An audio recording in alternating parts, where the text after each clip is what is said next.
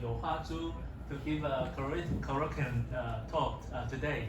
I will briefly introduce Director Zhu. Director Zhu obtained his bachelor degree in National Taiwan University on 1975. After that, he went to UC Berkeley to study astronomy. And in 1981, when I was a freshman, he got his PhD degree and then moved to Illinois to do her research. And he also went to University of Wisconsin and spent more than 20 or 30 years in Midwest. Okay. 30, more than 30 years. He retired from University of Illinois at Urbana-Champaign in the 2014. Then, devoted his time to teach and also to do research in Taiwan. He was appointed as a director of ASIAA in 2014, and then he stepped down this year. Okay, and we are so pleased that she is willing to teach our this astronomical courses. So that helped our department very much. So now the floor is yours. Thank you.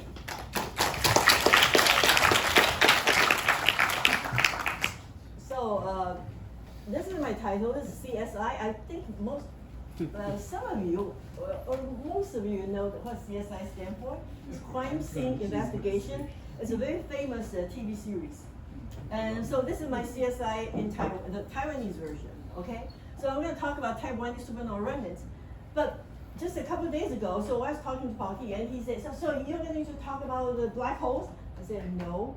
Then I saw this disappointment on his face. So I said, I cannot let him down. So I decided I have to talk about this, right? Just 2 weeks ago, the Nobel Prize in Physics was announced, and I correctly guessed 2 of them. So it's Grandpa Gensel and Andrea Ghez. And the third one I guessed was Shep Doman, was the founding director of Event Horizon Telescope. And instead, it went to the theorist, Roger Penrose. So these 2, so we were very happy that, so last year, the astronomers got a Nobel Prize, and this year again, we feel great. The post-physicists don't like this. And so there was somebody to call me up from the NTU campus saying some reporters want to ask some questions about Nobel Prize laureates, the new winners. Can you answer the question? I said, sure, just have them call me. Then they did. Then this is what happened. And see this?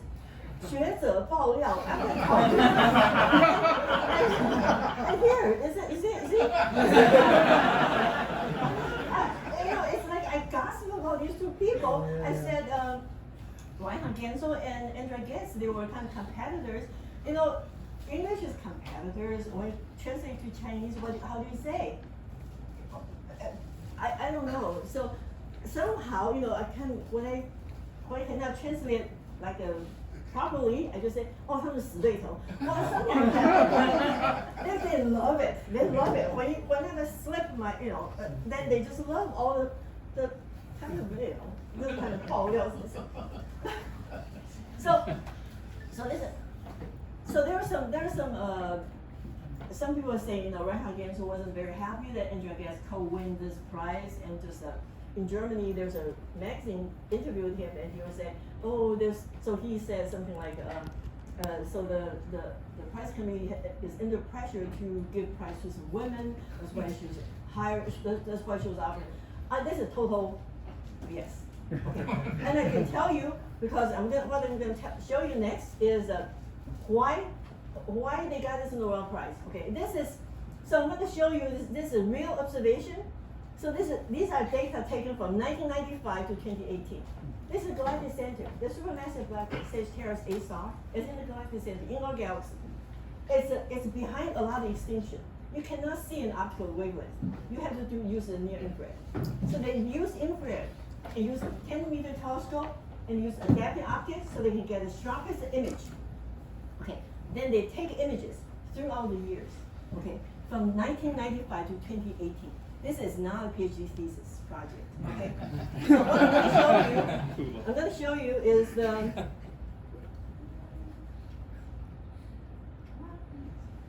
Come on, this you're supposed to. Yeah, the break comes. Oh, it's working. Yes. Okay, so these are the images of stars. And that's the star. Pay attention to the star in the circle. Okay, see the orbit? All right? And of course you cannot retain the see, that's the orbit. And that's the star that seals the deal. Okay. Well, you probably say, oh, these are these are images, direct images of the sky. These are real data. Okay. Now to help you poor people who cannot understand these things, we'll show you artists. This is animation.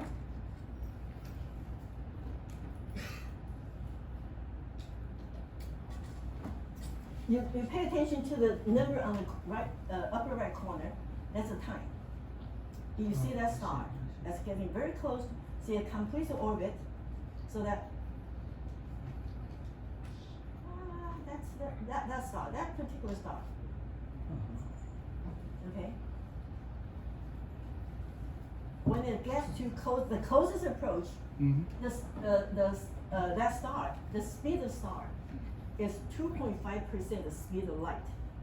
We're talking about really, really high speed, 7,000 kilometers per second. Okay, when you drive, it's like several kilometers per hour. That's per second. Okay, this is really fast. So based on this is just great stuff. And this look where it's come from UCLA. It's Andrea Getz, and she did this. Okay, now do you think they gave her the prize because she's a woman? No, because of hard work. Okay, so she won this fair square. So I predicted both of them should co-win it, and that's just fair and square. So okay, so that's all I want to talk about this Nobel Prize stuff. All right, so now get back to this year is a Hubble Space Telescope 30-year anniversary. In April, to celebrate the 30-year anniversary, and Hubble took this beautiful image. And what's in this image? Well, this is NGC 2014, and this is NGC 2020. 2014 is the year I came back to Taiwan, and 2020 is this year. So that represents my years in Taiwan. So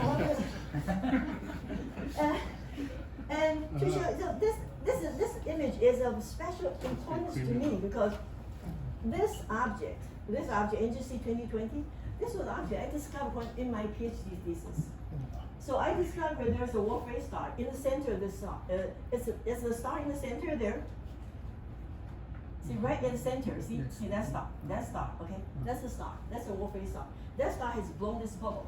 And this was, so back in 1981, I published some pictures. It was based on photographic plates. After 40 years, and there have been better images and multi-wavelengths.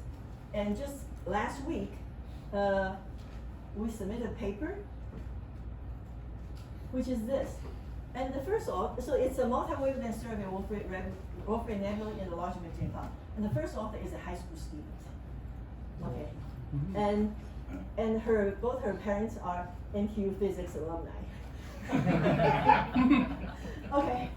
So my PhD thesis become a high school student project. And it's not. I don't feel bad because this is an observational project. So all advances in the telescopes and instrumentation. So I only have photographic plates. Kodak. I don't know how many people know what Kodak means, but I use Kodak photographic plates, and there they use CCD, Spitzer Space Telescope in infrared, and Hubble Space Telescope, etc. So there's much better observation. So these are not how I'm going to talk about today, okay? So how I'm going to talk about today is the Type Ia Supernova Remnant. So first I want to give you a short tutorial about supernova and their remnants. So supernova come in different types. So first of all, when you look at the spectrum of the supernova, whether there is a hydrogen or helium or not, and there are two different types. The first type is called Type 1, has no hydrogen and no helium, only heavy elements, okay? And the Type 2 has strong hydrogen. But then they found that there are some Type 1s, they have some weak hydrogen, which is called Type Ia SNR. Basically, the one on top, the Type 1A, the Type 1A, these are thermonuclear supernovae, and these are white dwarfs exploding. And the ones at the bottom are core collapse supernovae, and these come from the high massive stars. The massive are the core collapse and become this. Okay, so two origins, Type 1A is thermonuclear explosion of white dwarfs, and that happens to two stars with initial masses like less than about 10 solar masses. And the core collapse supernovae come from massive progenitor stars with initial masses greater than 10 solar masses. And the core collapse and collapses into a neutron star or black hole. And those are Nobel Prize material. Okay. The first one, white dwarf, the Type 1A is also Nobel Prize material. I'll get to that, okay? So you see, in astronomy, that Nobel Prize in every corner. But you know which corner it is, okay? All right. So even for Type 1A supernovae, and there are two flavors. You can have single degenerate. That means you have a white dwarf with a companion, and the companions evolve, swells up, and then transfer mass to the white dwarf. And the white dwarf absorbs enough material from the companion star, and then can when it's dense enough, hot enough, it can detonate some nuclear reaction and then explode. And the second one is called double degenerate. And two white dwarfs orbit around and merge. Okay, so the merger of two white dwarfs can also explode into the Type 1 supernovae. And so this is for the single degenerate scenario. This is how it goes. So first from the top row from left to right, and then second row, etc. So initially we have two normal stars orbiting around each other. The more massive ones in this binary system will swell up, become red giant, and then transfer mass to the companion. Okay, and then the transfer enough mass, and there's enough mass surrounding them, and the companion will have like friction, like a viscosity in this orbit, will spiral in, so it becomes this covenant envelope. So in the second row becomes a covenant envelope. And this covenant envelope phase will eject some envelopes, eject some stuff, and then become the one in the very center one. Then eventually the more massive one becomes a white dwarf. Then they keep on evolving. Then the lower mass star start to evolve into a red giant and start to transfer mass to the white dwarf. And the white dwarf, after it gets enough mass, and it explodes. So after the explosion, the secondary star will run away. Okay.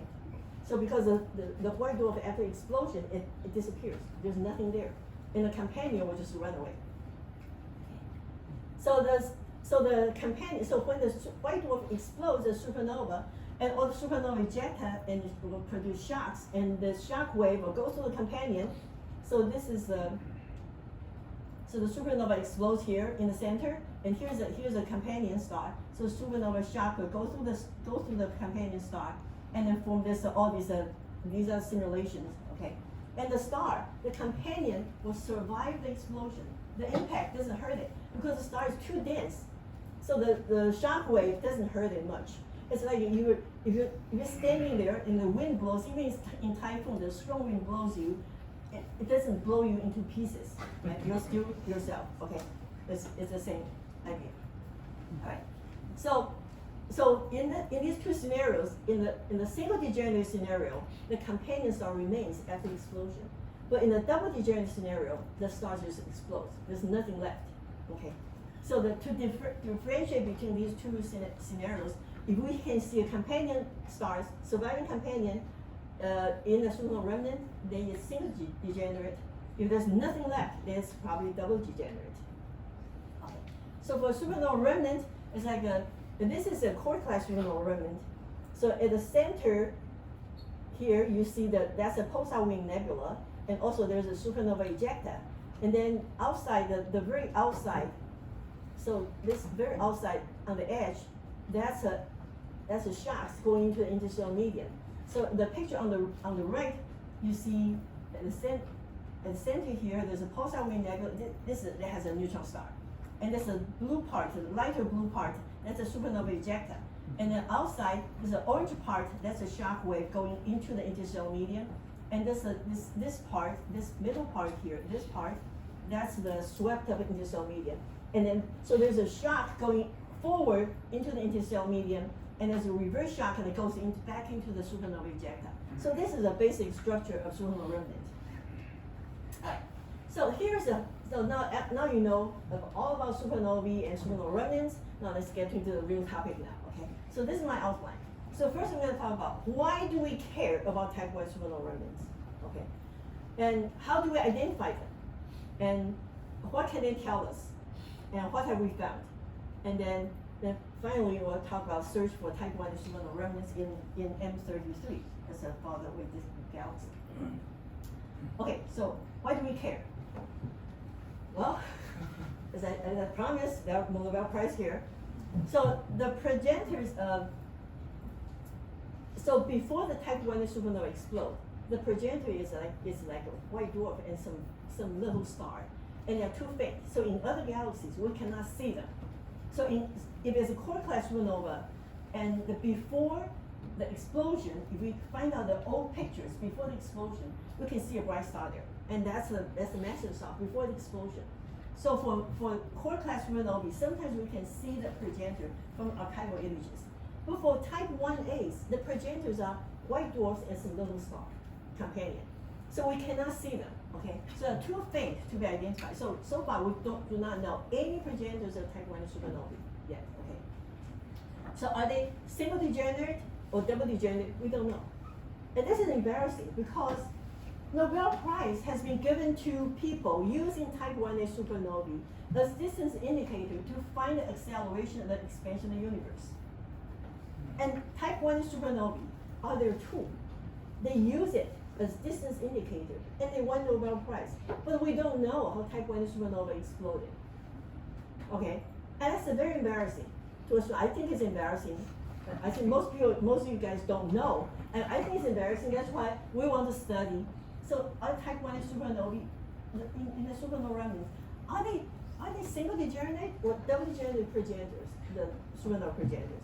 That's what we want to find out. That's what, we will not get a Nobel Prize, but we want to find out what happened, or why they got Nobel Prize. All right, so our mission is to do this crime scene investigation in Type I supernova remnants. And all I'm talking about today, what I talk about today, all our research is done in Taiwan with my students and postdocs in Taiwan. So all made in Taiwan. Okay, so this is CSI, the Taiwanese edition. All right, how do we identify Type I supernova remnants? To identify supernova remnants, just any kind of supernova remnants, first we want to see bright X-ray emission, non-thermal radio emission, and enhanced sulfur 2 emission, and also high velocity gas. So these are the classical identification criteria. All right. So here I show you some images. So this is the radio image, and this is 24 micron, and this is optical, and this is X-ray. You see in different wavelengths, you see different kind of structure. And because the emitting material is different, okay? The physical condition of the emitting material is different. So I will not go into that, okay? And then to identify Type Ia supernova remnant. So the young ones, okay, there's a kind of supernova remnant called bomber-dominated supernova remnant. These are supernova remnants. If you look at their optical images, you can only see bomber lines, hydrogen bomber lines, H alpha, H beta, etc., etc. You do not see any forbidden lines. Okay, and this is one example. This supernova remnant is in the Large Magellanic Cloud, and this is because the supernova exploded in a partially ionized, partially neutral medium. So the shock goes out. It's called collisionless shock. And in here, this is a demonstration of the how the shock goes. So the shock goes to the left, and the shock front is so basically. Oh, I don't know if you can see this. So this is shock front is here, and this is the whole thing. This whole thing is the shock. This is kind of what I call it. It's called shock in. It's called shock transition zone. So this part is shock transition zone. This is where the interaction is. Okay. So in the front part, this is the gyro radius. Okay. So this part there's magnetic field, compressed magnetic field. So the charged particle comes in, will gyro around the magnetic field, and make interactions. But neutrals doesn't care. The neutral hydrogen comes in. It doesn't even see the magnetic field. It just goes straight through. And the densities are so low. It has no interaction. And so in the front, initially there's no collision, no nothing. Okay.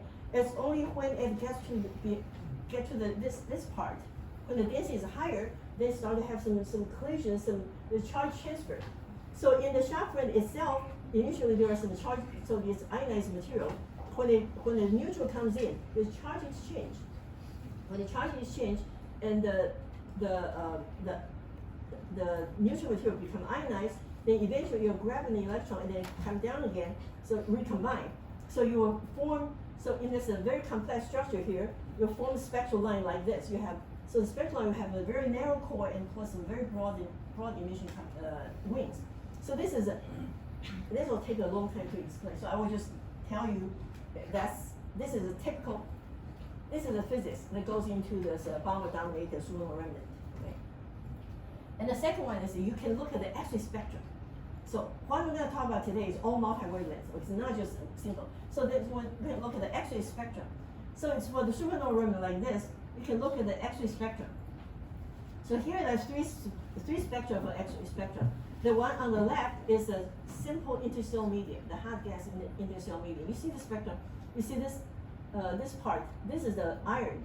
This is iron emission, iron L shell emission, and this middle one is a core class supernova remnant, and this on the right is a type 1 supernova remnant. If you look at the spectral shapes are different. The type 1 supernova remnant, the iron L shell emission is dominating. It's very prominent, and you look at all these heavy elements. And so in the supernova explosion, the nuclear synthesis process produced all these heavy elements. So you can see that it's very characteristically very different. Okay. So by looking at the X-ray spectrum, you can tell the abundance of the supernova ejecta, and you tell that it is indeed type 1A. And here are some examples. There are 3 supernova remnants here, and here's the X-ray emission from there, and here's okay. So now let's get to the third method to identify type 1A. So when supernova 1987A exploded, I know a lot of people, the undergrad students, were not born yet in 1987. I don't know, a lot of people, maybe some postdocs were not born either. In 1987, there's a light echo. Light echo basically is the light didn't come straight to us. The light propagates to some upper part to some other places, but then there's sheet of dust. It gets reflected, scattered back to us because takes longer to reach us. So you can see these rings of emission that goes outward. These are called light echoes. Okay. So supernova 1987A showed these beautiful light echoes. Then 4 supernova remnants in the Large Magellanic Cloud, including 1987A, all showed light echoes. So there was detected. I will not tell you how they were detected, but all these rings were detected for 4 of them. And so from these rings, you can trace back and then determine when the explosion occurred. Not only that, for those rings, these rings represent the supernova light. You can use a large telescope and take a spectrum of supernova light. They can use the spectrum of the supernova and determine what type of supernova it was. So this is a direct measurement of supernova exploded a long time ago.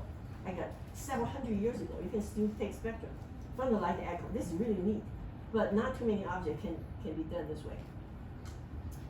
And the fourth method is to use the environment.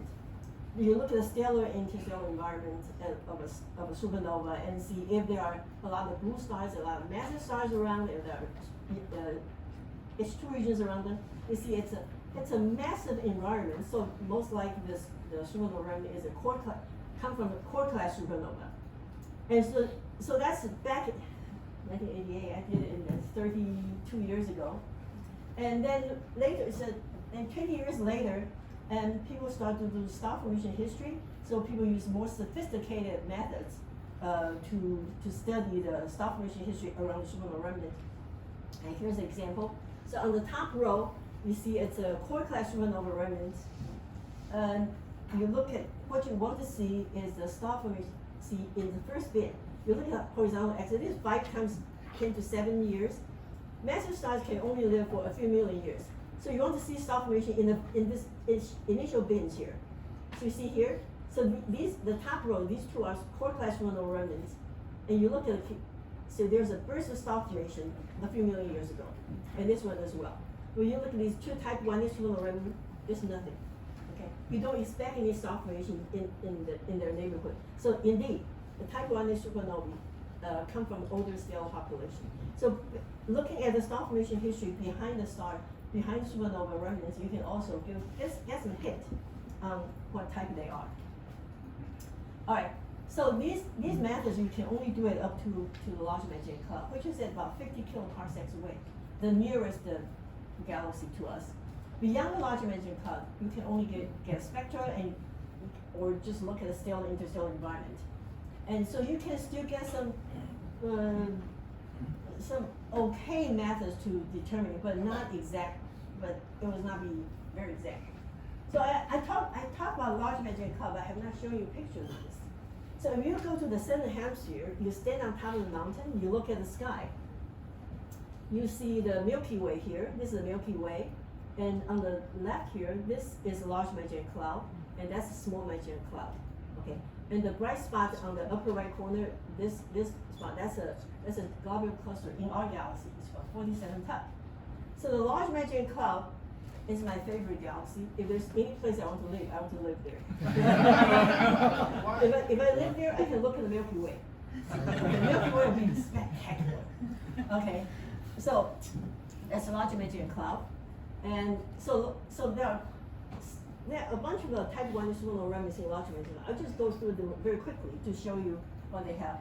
So from left to right, so you see the little shells in the center. Those are supernova remnants, Type Ia supernova remnants, and only the top three, and the bottom, the left two, these 5 are bomber-dominated supernova remnants, and the one on the right, the lower right corner, it's not. It's already too old to be bomber-dominated. And these are the X-ray, their X-ray image. And these are their X-ray spectra. You can see, I didn't lie to you, so you can all see all these the iron emission, iron L shell emission, and all these heavy elements peaking up there. And these are the older supernova remnants. Again, you see X-ray emission, and then you get the spectrum. So I will show you. See this. See the red data points. These come from the supernova ejected. You see, it's peaking at iron L shell emission. And the blue points, the blue data points here.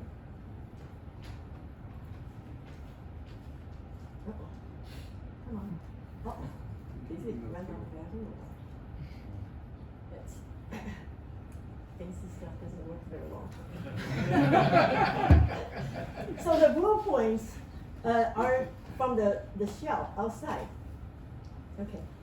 So it's the shock going into the interstellar medium. So the blue points represent the shocks, the shock interstellar medium. So the shock interstellar medium is just a normal interstellar medium. So it does not have strong iron shell, L shell emission, but it has a lot of oxygen emission. Okay. So basically, you want to see iron to oxygen ratio in the spectrum. So you can see the interstellar medium and the supernova ejected have very distinct spectrum. And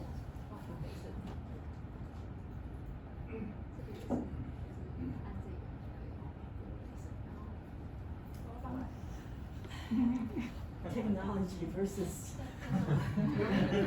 It's okay. Still It's okay. So, okay, all right, so, all right. I can't advance the needle. All right, okay. I just charge it. Maybe I use it too much. All right. Okay, so what have we have learned from the X-ray spectra is it's an oxygen to iron ratio. The oxygen to iron ratio is for the normal interstellar medium it's about 13. For type 1A supernova remnants it's less than 1 for the supernova ejected. For core class supernovae it's greater than 10. So by looking at this ratio you can pretty much tell what kind of supernova remnant it is. Okay. Then there's so the bottom one I will not talk about. It's an ionization time scale. It's a you fit the X-ray spectrum, you get some number, and basically you can tell that it's higher density, it's high density or what. Okay. So the circumstellar medium is material ejected by star before the explosion. And interstellar medium is a material just in the interstellar space, and it was not associated with any star. So the circumstellar medium being ejected by the stars usually have much higher density than the interstellar medium. So if a supernova remnant has this high density medium, it's most likely it's a circumstellar medium. Okay. So from all these type 1A supernova remnants, even by looking at the X-ray spectrum, making a spectral fit, you can tell whether there is circumstellar medium, high density circumstellar medium or not. So from the X-ray emission, you can learn a lot. Right? Now, what can type 1A supernova remnant tell us? Right?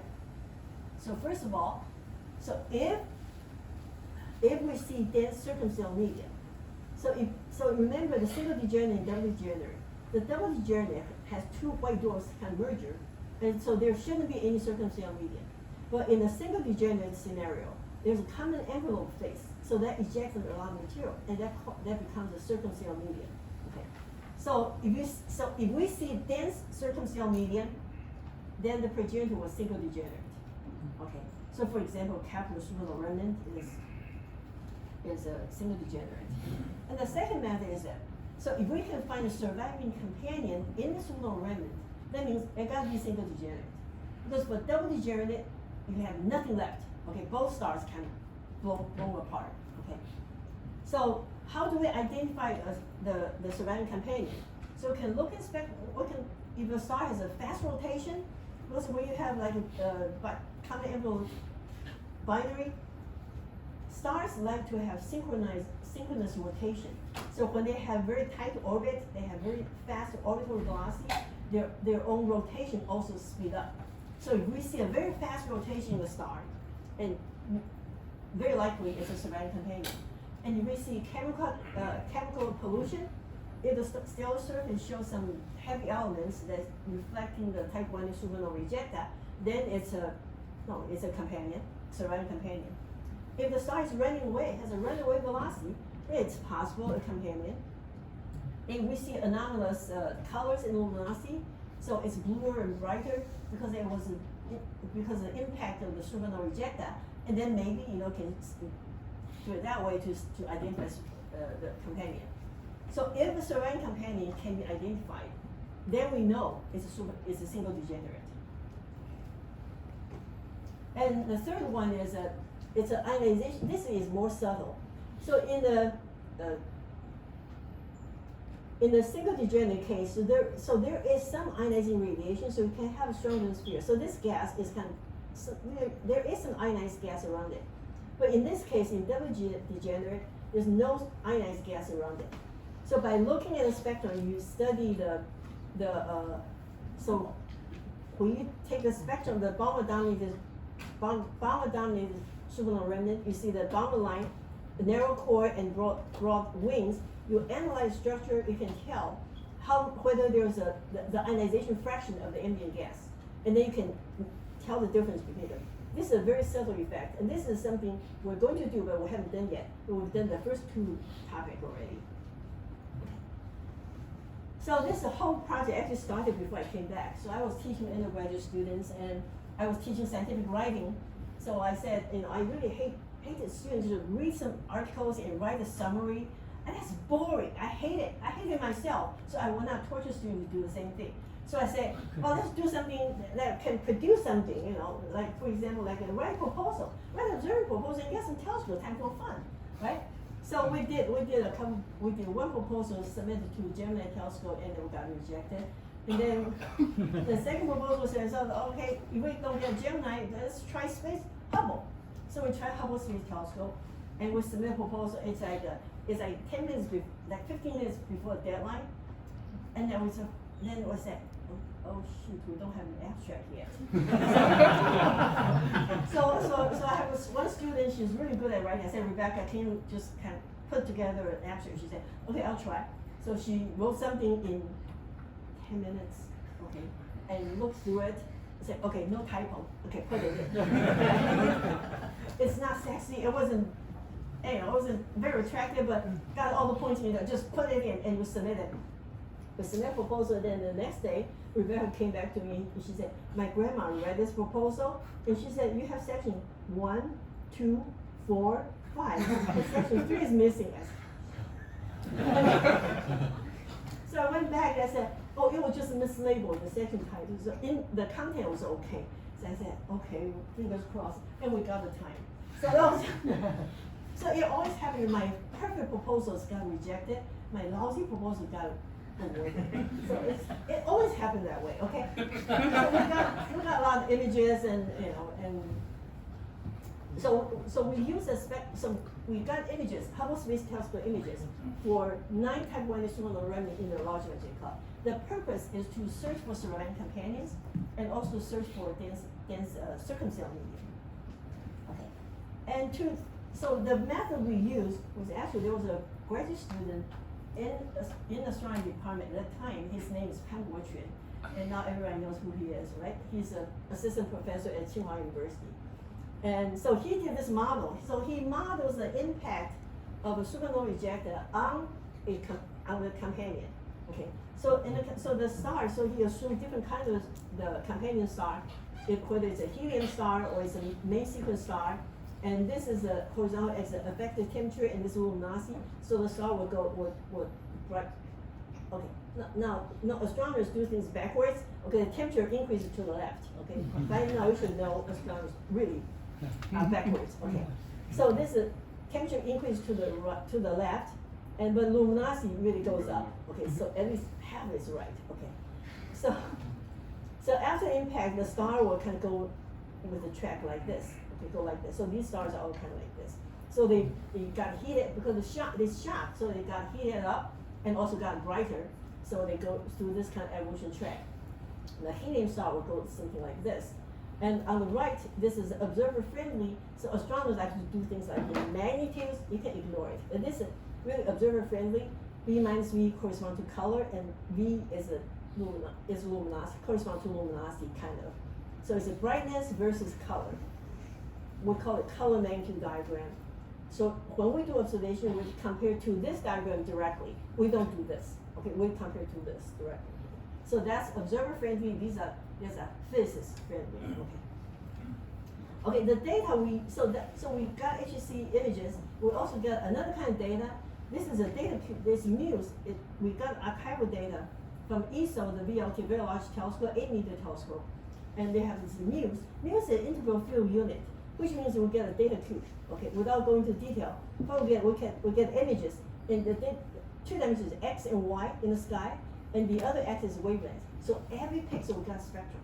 So it's data cube. It's really wonderful. It's a very powerful instrument. Okay, so we got these data, and so we use all these things, and Michari in the back, and he did all this work. He's there, the one with the mask there. So you cannot see his face, but he's a really handsome young man. Okay. So what have we found? Okay, first let's talk about the circumstellar medium. Right. So the first object he analyzed in 103b. It's this little guy here. So there's a big super bubble here, and there's an NGC 1850 cluster, and the Supernova Remnant is right here. Okay, enlarged. So this is a ground-based image. This is a 4-meter telescope. Now this is Hubble. You see the difference? Hubble, it's really worth the money. Okay, I really love Hubble, and it's not only worth the money, but when I was in the U.S., if I get a Hubble telescope time, I also get grants. No, this is kind of like you go to a candy store, you get a lot of candy, then the store owner say, oh, you got this candy? Okay, here's the money, take the money. They take the money and take the candy and take the money. And with the Hubble, it's just like, oh, we got a telescope, time, we got data, and we got money. That's pretty good. But when I came back, when I came back in 2014, all my money was transferred to my collaborator. So I lost my money. Wow. So this is a Hubble image. Then here's another rendition of this. This is again the Hubble image, and this is Chandra X-ray image superposed on the Hubble image. So the blue part, that's the X-ray image, that's X-ray emission, and this magenta thing, that's the H-alpha emission. And there's a light echo observation. So Armin Rest took spectrum of the light echo and pinpoint saying that's indeed there was no hydrogen line and there's no helium line, it's type Ia. And the age is about 860 years old. Okay, so using the Muse data, we can isolate individual spectral lines and take and make images. And here's this H-alpha image. You see this shell, and when you go to the forbidden lines, it's not there anymore. Okay, so this is a bomber-dominated shell, and inside these knots are very dense knots with density of a few thousand, and these are called circumstellar medium. Right? So the nitrogen two lines, these two lines these are the temperature indicator. By taking the ratio of these two lines, you can get temperature, electron temperatures. And these are the density indicators. Taking the ratio of these two lines, we get a density indicator. So we can determine the temperature and density of these knots. Very useful. So that one already showed you there was circumstellar media. So here's another supernova remnant, GML71. And so if you look at this part, enlarge it closer, you see little knots here and there. So there are a lot of dense knots. And we also have spectra of these dense knots. And we find that the density about 2,000. It's really high density here. And here's another supernova remnant. So when I first took this image, before, so I didn't like this remnant. I thought in the center here, it's very crowded, there are a lot of stars. But when we got the Hubble image, and the student said, it's not stars, they're nebulosities. Then I look at closely, indeed, these are nebulosities. So these are CSN, circumstellar media. So these are, I thought they were stars, but they were not. They were kind of diffuse medium. It's ejected by stars before the explosion. And here's another one. This one is really exciting. So this is this is dense. So the H-alpha image is here, and this is a sulfur 2 image. Okay? So there's one little knot. The forbidden line is detected in only one little knot. It's here, and this is the sulfur 2 image. You see this diffuse emission.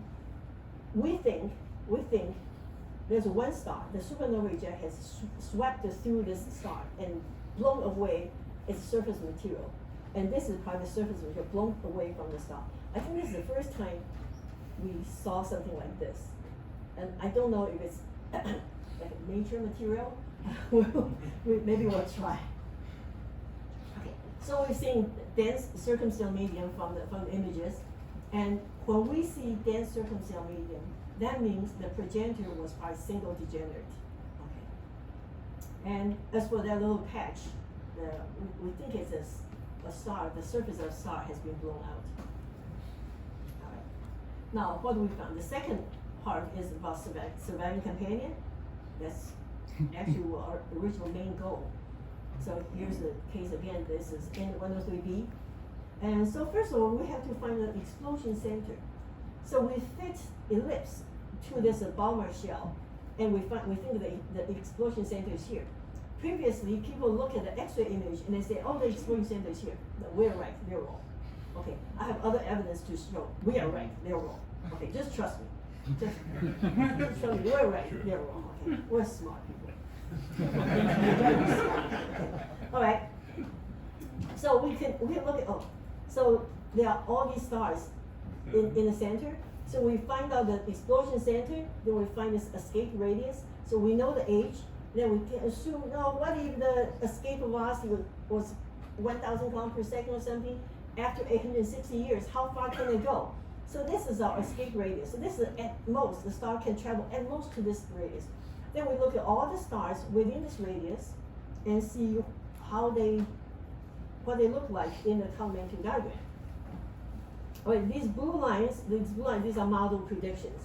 And these red dots are the stars within, and these gray crosses, these are other stars.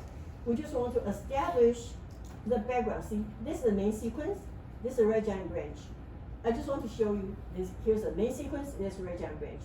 And this is to show that how our stars, our candidates, stack up against the HR diagram, okay? So you see, there's nothing on this expected track. So no model, so nobody, no star, agree with the model prediction. So look at that, I was like, damn, we don't have anything here. And then you try to say, but there's this star, okay, this star. And I went to a workshop, and then the guy showed some evolution track of this post-impact thing. And this guy, Padishiadalowski, it's a Polish name. So in 2003, he published this paper. So he said that a star at post-impact can go through some evolution, it eventually become here or something. So he said it's a strict subgiant with a 0.8 solar masses, and with the colors and magnitude, it's almost exactly like what we observed for the star one. So we say, great, so this is probably a good candidate. It does not match Pavlichen's evolution track, but it matches this guy's evolution track. And this guy is very well known, he's a very well known theorist, except this paper was published only in SUPH. It was never published in the reference journal. So, okay, so whether we can trust this or not, well. And then we look at the radial velocities. We don't see we don't see any star that has peculiar radial velocity. Okay, so this paper was published already,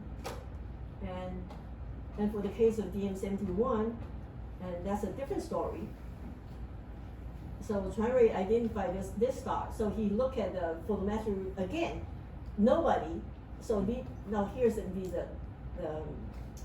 red dots are the photometric stars, and they are not close to the evolution tracks.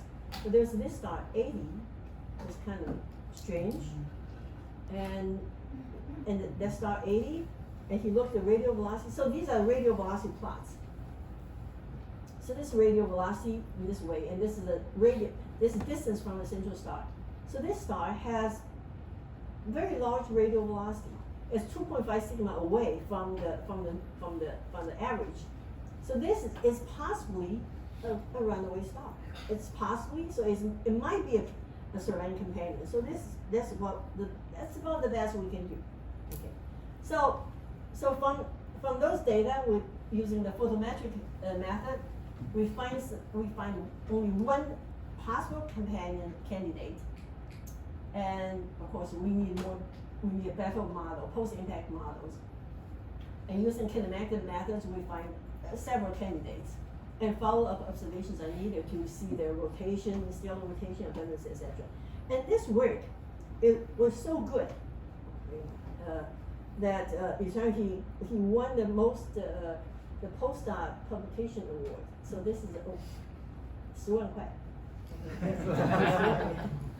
So that's award-winning material. Okay, it's great. And then we did another work that's to search for bomber-dominated young supernova remnants in M33.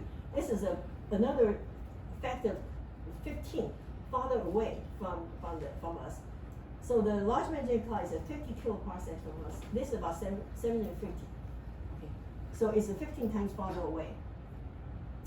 And so this is the traditional searches for supernova remnants. We use, especially extragalactic supernova remnants. They use the criteria of the sulfur to the Ejected ratio. the sulfur 2 is a good indicator of shocks. So they want to see the sulfur to the H-alpha ratio greater than 0.4, okay? But this method, if you use this criterion, then you automatically deleted all the Balmer-dominated supernova remnant because they don't have sulfur 2 line emission, okay? So in order to find the Balmer-dominated supernova remnant in M33, you got to use an innovative, smart method, not a classical one, okay? So we're the rebels, we never follow tradition. So we use different methods. So this shows you, so this is Balmer-dominated supernova remnant in the Large Magellanic Cloud. In sulfur 2 line, see, that's a little patch. I think it might be nature material, okay? But you see the entire supernova remnant can disappear. And this N103b. You see this Balmer-dominated shell here, and these are circumstellar medium. So in sulfur 2 line, you see circumstellar medium. So there are two flavors. So this one doesn't have any CSM. This one doesn't have CSM. So already you can see there might be two different flavors of Type Ia supernova remnant. Okay. And Wilson did this work 2 years ago. So he plotted the actual luminosity versus the size of a supernova remnant. So all these guys with the green circles, these are all Balmer-dominated type Ia supernova remnants. Okay. The field symbols are from the Large Magellanic Cloud. The open symbols from our Milky Way, from our galaxy. So we look at it and say, oh, look at these Balmer-dominated supernova remnants. They are all very bright. Okay, there's the LMC. They're all very bright. So we think we're smart. So we can go to M33. We find these X-ray sources. We find X-ray sources with X-ray luminosity greater than 10 to, say, we're kind of generous. We say, well, let's do greater than 5 times 10 to 35 ergs per second. We find these X-ray sources. Then we look at their optical images, see if they are Type Ia supernova remnants. So we did that. So we first select these X-ray sources brighter than this magnitude, than this luminosity, and to search for shell morphology, optical H-alpha shells around those X-ray sources, and those shells should have no forbidden lines. If they do have forbidden lines, then we can scratch our head and think about it. Okay. M33 is 3 times as massive as the LMC, and the star formation history is very similar to the LMC. There are 5 Balmer-dominated Type Ia supernova remnants in the LMC. We expect to see at least a few in M33. 0. We didn't see any. Okay. And actually, the first author, Lindy, he was so discouraged, he disappeared. After the paper was submitted, he disappeared. He never revised paper. We did. Okay. So I don't know if anybody know where he is. I don't know. I don't have anything to do with him. We revised the paper, submitted as published, and he's still the first author. We didn't find any, okay, but it's a really good result. I don't know why it's so. I don't know. Okay, so is there something wrong? No, there's nothing wrong because so what if we use a 4-meter image? It's a 4-meter telescope images. The resolution is not good enough. Here's an example. So this is a ground-based 4-meter image. You look at H-alpha, sulfur 203. And you look at Hubble Space Telescope image. You see? Okay? It's resolved so much better. It looks like an ear. It's not a kidney anymore. It's an ear. And these, you look at these filters. These filters are not even centered on lines. They are not dedicated to negative line emission. These are just junk, and we found them on the archive, and they're still useful. And I went to the meeting, and then they looked at this, and the Supernova Remnant expert said, "Oh, we didn't know. They just see these filters. You can still see the Supernova Remnants. Oh, that's great." So maybe we should apply for more Hubble Space Telescope images to take a look at these guys in spectral lines instead of broadband like this kind of junk. Okay. And then there's another thing we didn't notice, and it was pointed out by the referee, which the referee was very kind and very useful. The referee pointed out, saying, so you use the criteria 3 times 10 to 35 ergs per second as cutoff for X-ray sources. But in our galaxy, there are 2 Balmer-dominated supernova remnants. They are fake. And then when we look closely, indeed, they are fake. And they are dominated by non-thermal X-ray emission. Non-thermal. Their X-ray emission comes from synchrotron radiation. Okay, that means they have very powerful electrons, relativistic electrons. Okay, to emit this non-thermal X-ray emission. And these guys, they are thermal and they're very bright. And most of them have circumstellar medium. They have dense material in there. So obviously, so two flavors and single degenerate, double degenerate, the wheels turning. I think if I place my bet, I'll bet these are double degenerate and these are single degenerate. That's my bet. Okay, so our next step will be to, so for the M33, we did not find any Baba Dante Supernova remnant with the actual velocity greater than 5 times 10^35. And so the next step is we're gonna lower our standard to look at fainter object. We're also gonna include the non-thermal X-ray sources. Okay. And then we will follow up with the Hubble Space Telescope, which in the future by proposing. So, okay, so what have we learned? So this is a take-home message, okay? So circumstellar medium has been found in several Type Ia supernova remnants, and they indicate single degenerate origin. And the promising or possible candidates for surviving companions have been identified through radial velocities, not through their brightness or colors. And there are apparently two populations of young Type Ia supernova remnants. One group is thermal X-ray emission and then they're bright. The other one is non-thermal and faint. And my final message is supernova remnants do hold clues to how white dwarfs become suicidal bombers. They blow themselves up. So, indeed, supernova remnants, we can find some clues about what the supernova progenitors are. So that's all for my talk.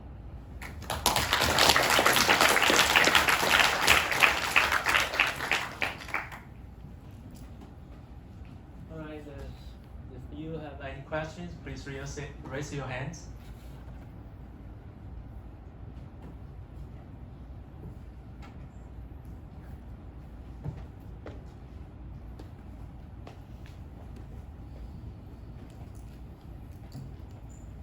This is Tycho 1A Supernova Remnant, a single degenerate or doubly degenerate? Tycho. Yeah. Tycho is a single degenerate. Single. It has a dense circumstellar medium. Tycho and Kepler both are single degenerate. Well, we don't really know because when it exploded, Tycho only saw what after the explosion, and before that there was no photographic plates, there was nothing, there's no information. But based on the circumstellar medium we see in the supernova remnant, we think it's single degenerate.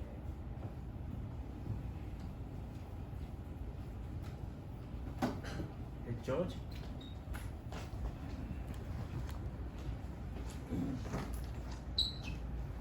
Can I ask a somewhat simpler, naive question? Do we have actual images of the large companion stars of an actual white dwarf? Actually, my question is even simpler. Not white dwarf. Not white No, dwarf. just saying that you're But talking about. masses are core-class supernovae before the explosion, yes. No, I'm talking about the actual full progenitor. Do we have optical images of them? You Of Type Ia? A giant star as a companion of a white dwarf, We but the have- white dwarf in the image. Yes, Myra. Myra has a companion, has a white dwarf. And usually, it's kind of so the primary, the primary is usually the more massive one is usually the white dwarf. Actually, white dwarf has a smaller mass now, but originally it has more mass. So the white dwarf is actually the primary, and the companion, the red giant, is actually the secondary. Okay, so there are some. So to take an image to see the white dwarf directly, you have to be smart. Use a short wavelength. Use ultraviolet, so they can suppress the red light from the red giant, and then kind of accentuates the white dwarf. Yes, there So are such images do exist. It's possible to take, yeah. And actually, you can even take X-ray image. I've seen X-ray image series, for example, series A and B. You take an X-ray image in optical, A is brighter, take an X-ray image and B is there and A disappeared. So that's why we do multi-wavelength. You really have to use different wavelengths to to differentiate things. Okay, any more? Jinwei.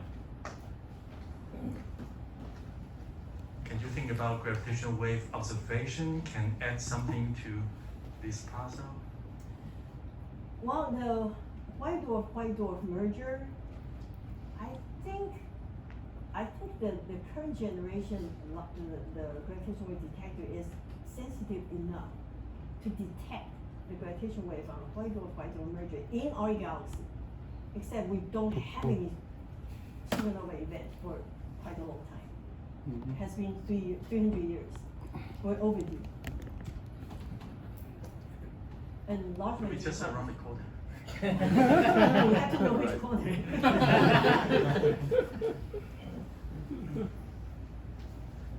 Very naive question.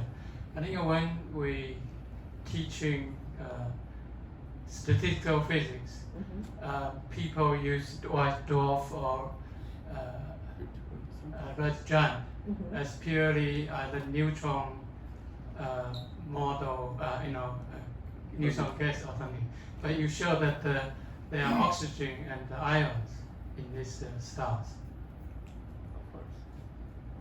I mean, you use the light emitted by oxygen and by ion to work out the ratio of these two elements. That's the ejector. That's the material Yeah, ejected by that's the Oh, star. not the That's from the the star yeah. itself. Not from star itself. Okay, thank you.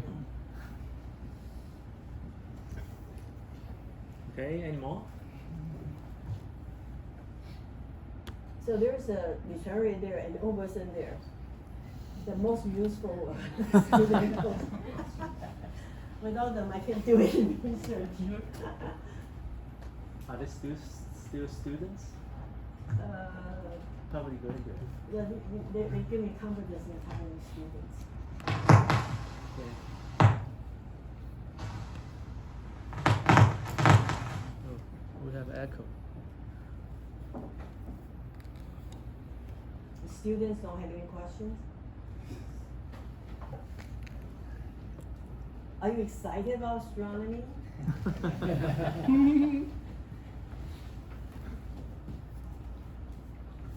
I can make one prediction. I think next year the Nobel Prize will not be astronomy. Don't bet. And then there's another prediction I can make. Okay, what we have? Actually, I will never get the Nobel Prize myself. I don't know, I'm not really sure, but the textbook version, I think, of the Type Ia supernova says that we can use them as standard candles because we can know their absolute magnitude from their known mechanisms, and with the difference between single degenerate and double degenerate Type Ia supernova undermine the results of using them as distance indicators and measuring the acceleration of the universe. You know, it's a myth. Single degenerate, you detonate the nuclear reaction in there, then it explodes up. And the merger is to merger. It's like a totally different physics. And how can the explosion produce the same luminosity, same brightness? It's a myth. We don't understand. We don't know. And actually, they don't even know how to detonate them. It's just like it has so many different ways to produce the Type I supernovae. And they will all produce different energy, a different luminosity. How can they be standard candle? Did astronomers lie to us? But I do know that Type I supernovae, they are not all the same. When they do this observation, they do it very carefully. They follow the light curve. When they see the light curve sometimes are broader, sometimes they are narrower. They have to make a correction. And also there's mathematic correction, there are many corrections. After it makes a lot of corrections, great. They are very careful to do a lot of corrections. But then you wonder, say, is it legitimate to do the corrections? Are they really standard candle? They don't call it standard candle, they call it standardizable candle. Okay? The expert call it standardizable candle. So they're not standard candle because they are different varieties. But they can correct it to make it standardized.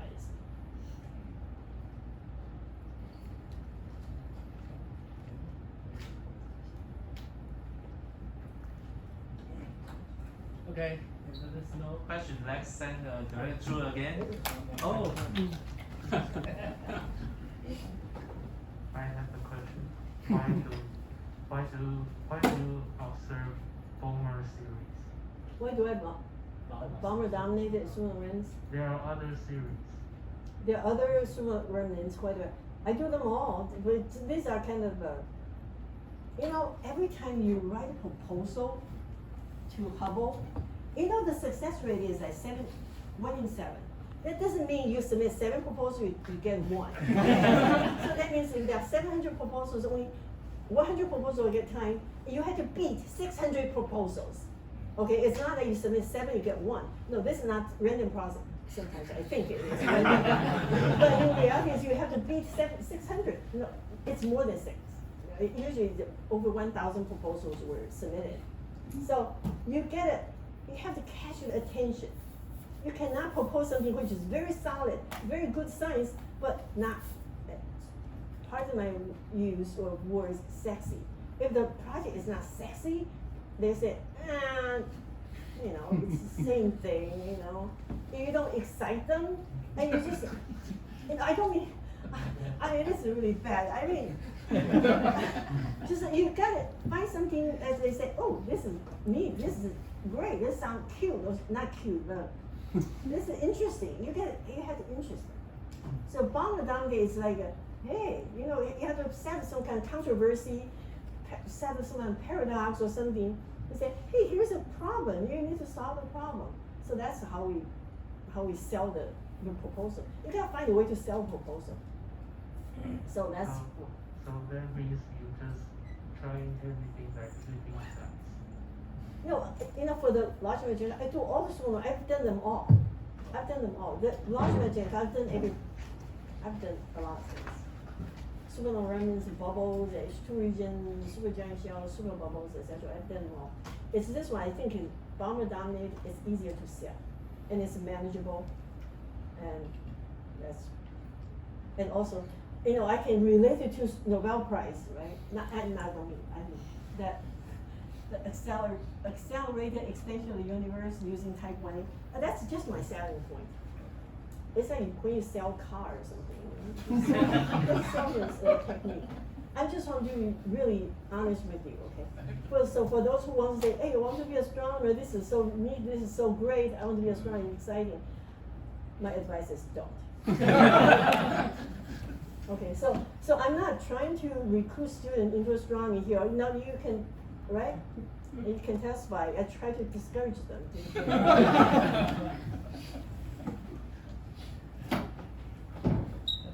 All right, let's thank the Director Zhu.